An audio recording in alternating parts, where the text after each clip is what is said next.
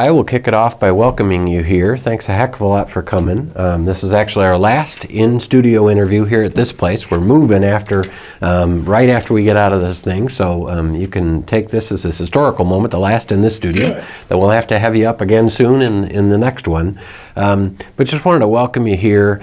I'd like to help our readers throughout Northwest Indiana understand first and foremost, who's John Gregg? Sure. Just tell me who you are, how you got to this point in time, help people know you a little bit better.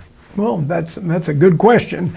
I live in southwestern Indiana, so people may be rolling their eyes and saying, well, you know, that's a corner of the state, just like this is a corner of the state. So I've lived all my life feeling disconnected from central Indiana and state government, as people up here do. I mean, I've realized I've heard that once or twice, yes, or maybe 100 times up here. And you know, if you live north, the comment is the money goes south. If you're south, it goes north.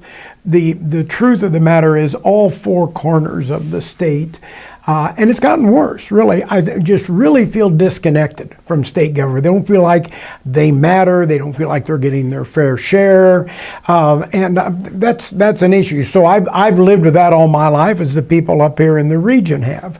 I've lived in Indiana all my life. I'm very proud that I'm the first person in my family to go to college. That was something my parents were just insistent on. My dad was a small businessman, though. He wasn't formally educated, but he worked real hard and employed about 20 people. My background is I grew up in northern Knox County. Vincennes is our county seat. Went 2 years to Vincennes University. I lived at home, drove back and forth, got a bachelor's degree from IU 40 years ago right now, by the way. Really? And I know I don't look a day over 55, so thank you.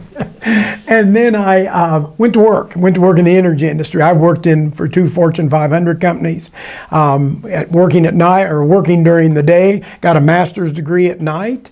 And then when I was not quite a bit older, but I was over 30 when I finished up, I went to law school at night and worked full time, had a job, and worked in the energy industry still. So I worked for 2 Fortune 500 companies. I myself have been involved in our family business. I myself have been involved in a couple of small businesses that either I owned or I owned with other people. So I've made a payroll. I know what government regulations can and can't do, from the Fortune 500 company down to the small family-owned business. I served 16 years in the Indiana General Assembly. I got elected when Bob Orr was governor, and I left when Governor Frank O'Bannon was in office. I'm very proud of the idea that when I was Speaker the first 2 years, I was Speaker for 6 years, that for 2 of those years we were tied 50-50. And you know, Chris, everybody you talk to, if they're a politician, they always say, well, I'm going to work across the aisle.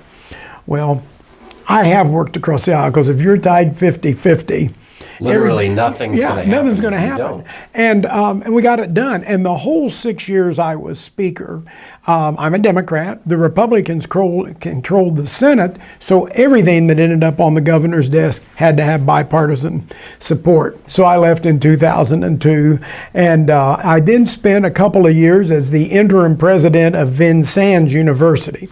Now, sometime in this interview, I'm going to say VU, but I mean Vincennes University. So I don't want people saying, this guy was at Valpo. No, I wasn't. But I was at Vincennes University. I thought you were going to tell me you were the one that fed Bryce the ball before he made the shot. No, I was the president of Vincennes University, an interim president while they searched for an academic. I don't have an academic background, but it was a wonderful experience. 900 employees, 4,000 students, $90+ million budget. So I've dealt with bureaucracies, I've dealt with budgets, I've dealt with a lot of employees, and I think that helps. And the other thing that I really learned from the university, that I think when I tell you that I like being inclusive and I like hearing from people, I realize that it doesn't do any good to have all of the information and great minds in the world feeding you information if you don't make a decision. So at some point, somebody's got to pull the trigger. Yep. And then the reason why I learned that, sometimes people just don't do that.